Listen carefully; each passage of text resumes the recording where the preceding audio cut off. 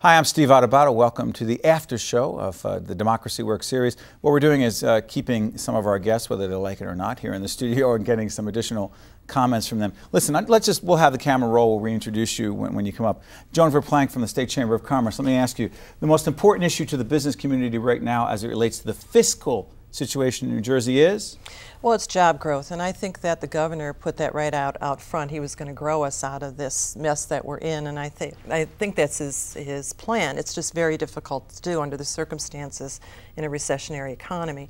That said, every penny in our system came out of jobs. I either have a job and pay my taxes, which pays for state employees, which pays for philanthropy, which supports all of us, which pays chamber dues, which Sure. supports NJN. So without that private sector growth, we're going to see declines in all those areas. And as we've talked about before, layoffs are no less painful in the public sector than they are in the private, but those decisions are going to have to come. Cecilia Zalcom, we've talked about children for a long time, the Association of Children for Children of New Jersey, which you represent. These children are very vulnerable. How vulnerable are they to the fiscal calamity in the state of New Jersey? Well, I think what scares me is we don't know at this moment.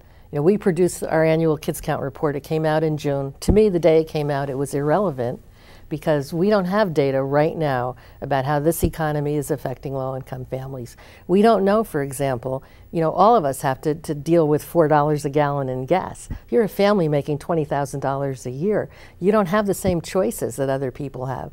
So I think we're certainly looking over the next few months at worried. What's happening. Of course, and it's going to create a demand on social services. And I think the other issue, which we have not talked about, is there's a federal role in this. When we look at social service programs, programs for children and families, there's a pretty heavy federal responsibility. And where is that? We see the federal government actually going in the other direction, cutting health care to kids or proposing to do that. That's significant too, I think. Bob Master, public employees, do you represent the Communication Workers of America?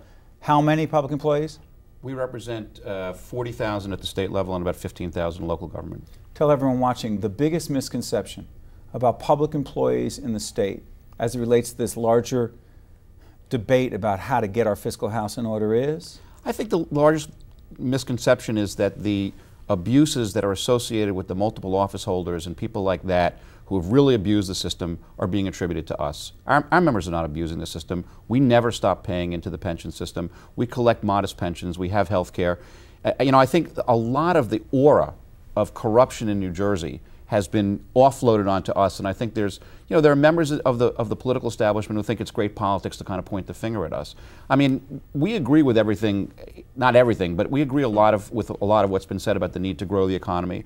But at the same time, we also have to look very hard at the question of the fair distribution of the tax burden. And one thing I would say about this most recent budget is I think that the people of New Jersey, and if you look at the polls, are screaming most loudly about property taxes. And the truth of the matter is that this budget is actually going to worsen the property tax problem because you eliminated rebates for people making over $150,000 a year, you cut municipal aid, which puts an additional burden, continues the tax shift that's gone on in this state. When you cut broad-based, income-based taxes, and you want to maintain services at the local level, and you cut state aid, property taxes go up. This has happened everywhere. And so, I think we have to have a more realistic discussion about how we're going to get property taxes under control, which I think drives a lot of the concerns about what's going on in the state. Joe Seneca, you've been an economist for just a few years, representing Rutgers University, representing the state. The most significant aspect of this budget and your sense of our fiscal future is? I think it's a good step in the right direction in many dimensions, and I've listed those, the Christmas tree items being eliminated, for keeping the total constant, paying down some debt, getting some pension reform, getting some office holding reform, all that is positive. And the economic crisis of the nation, this recession that we are now, presents an opportunity for New Jersey. There's a new reality here with $4 a gallon gasoline permanent and probably higher coming forward. This reasserts New Jersey's advantages. Its locational advantages, its workforce advantages, its business advantages as an attractive state to be because of the concentration of the market and the location, the original reasons New Jersey prospered.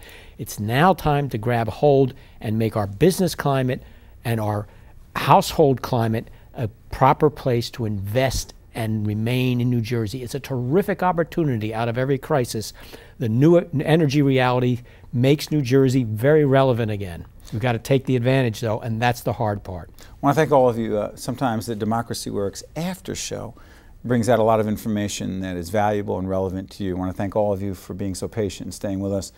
Good information we can all learn together. Thank you very much.